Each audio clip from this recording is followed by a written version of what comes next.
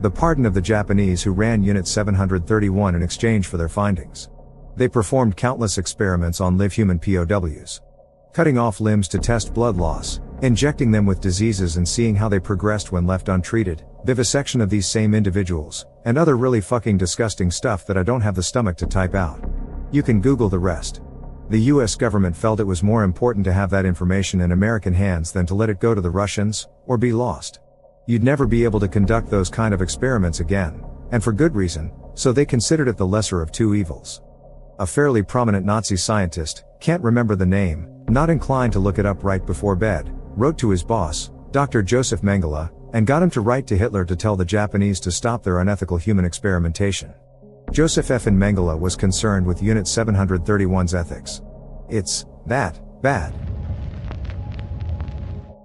Psychological warfare in the Philippines in the 1950s comes to mind. The CIA conducted research to figure out which sort of myths and superstitions the Philippine people had. They discovered that they were afraid of vampires. At one point they disrupted a group by snatching a local man, murdering him, and putting teeth marks on his neck. They then hung him upside down for his friends to find, which terrified the village. This was all part of an effort to elect Ramon Magsaysay as president, who basically acted as a puppet for the US. The CIA wrote his speeches and directed his policy. It wasn't just a villager, it was a fighter with a communist insurgent group known as the Huks. The story comes from a guy named Ed Lansdale who ran the operation. The Psywar squad set up an ambush along the trail used by the Huks. When a Huk patrol came along the trail, the ambushers silently snatched the last man of the patrol, their move unseen in the dark night. They punctured his neck with 2 holes, vampire fashion, held the body up by the heels, drained it of blood, and put the corpse back on the trail. When the Huks returned to look for the missing man and found their bloodless comrade, every member of the patrol believed that the Ajuang, vampire, had got him and that one of them would be next if they remained on that hill. When daylight came, the whole Huk squadron moved out of the vicinity. The Pentagon Papers, which were leaked, not outright declassified, and the resultant Church Committee report. These are what made public the CIA's actions in overthrowing governments and instigating/assisting coups all over the world for decades leading up to the 70s. Pretty much every negative stereotype of the CIA we have today was created or informed by the Pentagon Papers and Church Committee report. All the failed assassination attempts against Fidel Castro. According to Fabian Escalante, who worked for the Cuban counterintelligence, there were 638 of them. Here are some highlights. In 1960 they tried to poison his cigars. They asked the Chicago mob for help and they said poison pills are the best. The mobsters hired a local assassin, who gave them to an ice cream/milkshake parlor employee who was supposed to slip them into Castro's ice cream. When he tried to get the poison pills from the freezer, they were frozen solid on the coils of the freezer. They planned to put explosives under a painted seashell, as Castro loved to go scuba diving and collect seashells. The plan was discarded as impractical. In the same year they contaminated a scuba diving suit for Castro with a fungus that should give Castro a deadly disease. The person tasked with this, American lawyer James Donovan, who was negotiating the release of hostages after the Bay of Pigs invasion, couldn't do it in the end. They trained his lover to poison him, but she got cold feet. They had a James Bond-like idea of poisoning him with a tiny needle attached to a ballpoint pen. The government official who was supposed to stab him with that needle threw the pen away, as he was too afraid that the needle might accidentally poison him instead. Last but not least, they had the idea to assassinate his character by spraying LSD-like chemical into the broadcasting studio where he held his speeches. The idea was to make him look confused and unfit to rule. The plan was abandoned as the chemical was unreliable. Operation Sea Spray, a 1950 U.S. Navy secret biological warfare experiment in which Serratia marcescens and Bacillus globigii bacteria were sprayed over the San Francisco Bay Area in California, in order to determine how vulnerable a city like San Francisco may be to a bioweapon attack. Between 1949 and 1969, open-air tests of biological agents were conducted 239 times. In 80 of those experiments, the Army said it used live bacteria that its researchers at the time thought were harmless.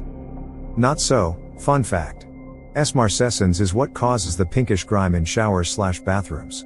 I had a family member who had a nasty UTI after catheterization for giving birth, and after a few failed rounds of antibiotics, they finally did a proper culture and antibiotic screen to reveal S. marcescens and the correct drug to use. Antibiotic resistance is a scary thing, and it's only getting worse. Operation Northwoods, a false flag operation meant to be conducted with the assistance of the Department of Defense in order to commit terrorist attacks on the US population and blame the whole thing on Cuba so that America would support war on Cuba. The killing of Patrice Lumumba is up there. Finally, an African leader who wasn't just in it to enrich himself, and bam, the CIA orders his execution because clearly someone not overcome by selfish greed must be a Soviet looking to point nukes at the US. Well, Patrice Lumumba was one of the best hopes a post-colonial Africa had of a Pan-Africa movement. The Congo is where all the rubber comes from, along with countless rare earth minerals, and right nearby it, the uranium.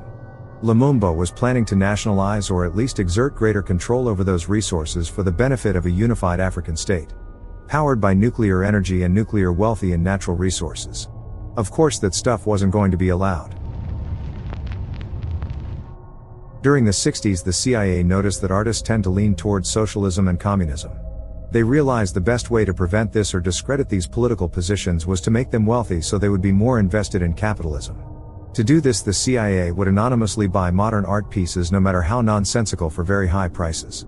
This made the otherwise highly niche and difficult to access modern art genre a chic, fashionable and highly profitable genre, and basically prevented prominent members of the art community from turning to socialism or communism by converting them to wealthy members of the upper class.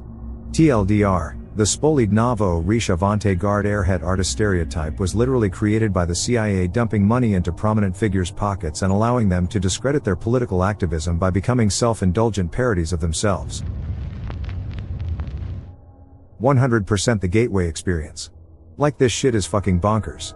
Declassified doc from 1983 detailing the CIA's usage of harmonic resonance to gain access to the astral plane. It describes how the CIA used astral projection to create force fields around military bases, visit the future, and even talk to literal God. They call God the Absolute, which they claim is all of the universe compiled into a single point for a single moment in time, after which the universe re-expands. Seriously, read this shit if you have a mind for the creepy/unexplained. The simple sabotage field menu made by the Office of Strategic Services, which was the CIA before they were given the name. A guide on how to do simple sabotage in the USSR. Funny enough, their guide on how managers can sabotage work sounds a lot like how much companies work today.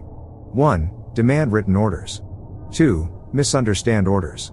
Ask endless questions or engage in long correspondence about such orders. Quibble over them when you can. 3. Do everything possible to delay the delivery of orders. Even though parts of an order may be ready beforehand, don't deliver it until it is completely ready.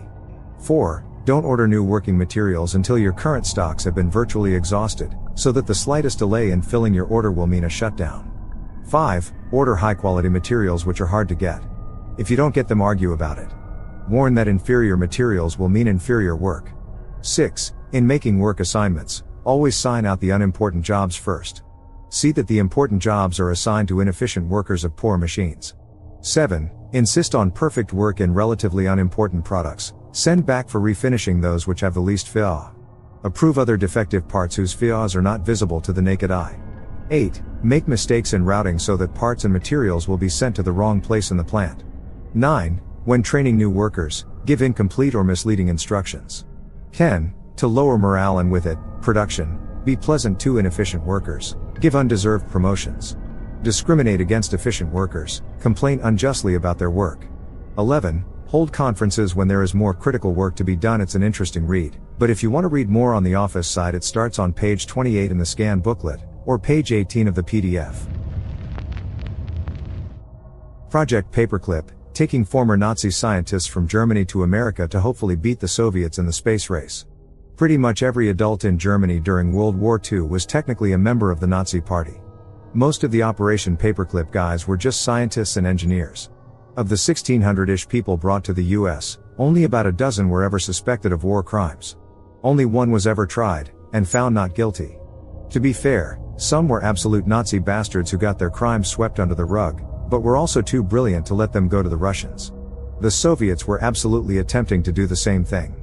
Many of the German scientists were deathly afraid of what the Soviets might do to them, basically enslaving them. Operation Paperclip turned into a weird mix of a rescue operation and a kidnapping operation.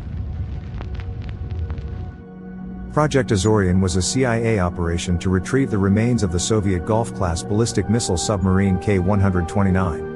It sank in the North Pacific while on patrol, resting on the seafloor about 3 miles down. The CIA and DoD believed that a salvage operation had the potential to retrieve nuclear SLBMs, nuclear torpedoes, code books and cryptographic gear from the wreck. But the Soviets often patrolled the spot to prevent the Americans from doing exactly that. The CIA was ordered by Henry Kissinger to collaborate with Howard Hughes to set up a FLA's-flagged deep-sea mining concern, which involved the construction of a huge purpose-built ship called the USNS Hughes Glomar Explorer. It had the outward appearance of a deep-sea mining vessel, but concealed inside was an enormous moon pool with a giant claw that would be lowered down to grab the wreck and pull it up to the surface.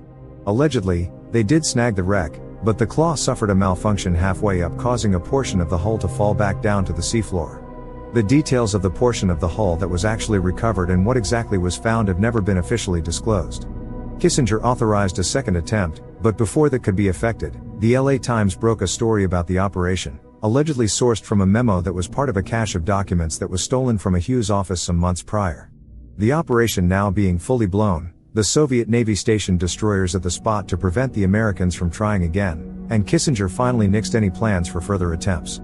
The Wikipedia article on this operation hints that allegedly the front part of the hull was recovered, including 2 intact nuclear torpedoes and the sonar dome, and that the part of the hull containing the nuclear-tipped missiles, code books and cryptographic gear was lost due to the claw malfunction. It also hints that the claw malfunction story may have been a fabrication, and that all of the sought-after sensitive material had been recovered and covered up, presumably to preserve their advantage thus gained from its study.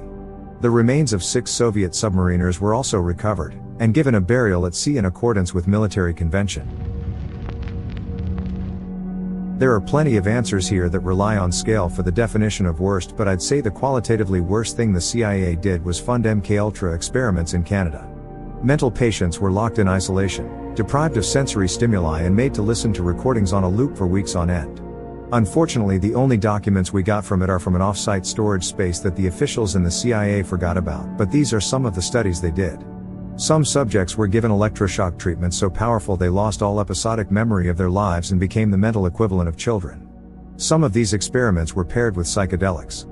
Another one that comes to mind is this one. Imagine losing all your memory, tripping balls while being forced to listen to a recording say you're a good wife and mother on loop for multiple consecutive weeks. Now consider what that experience would be like if it were literally the only thing you could remember. That's one of the worst things I could possibly imagine. The Unabomber was an MKUltra test subject as well. Ted wasn't drugged. He was told to write down his most deeply held beliefs, submit them, and was then subjected to hours of belittlement and interrogation. To elaborate on this, every couple of weeks they brought him back in and repeated the abuse. Radiolab had an episode on it. Mocked, ridiculed and shat on his dreams, aspirations, beliefs, and overall on every fiber of his being. Over and over. Everybody in the study that was later questioned, if I recall correctly 19 total, all said that it was the most traumatic thing that ever happened to them. BTW, they used a professional, CIA, interrogator, the guy whose job was to make you feel like a piece of scum of the earth, less than a piece of shit, the same guy that they used to break hardened soldiers/terrorists. Yeah, they used the guy on a couple of college freshmen.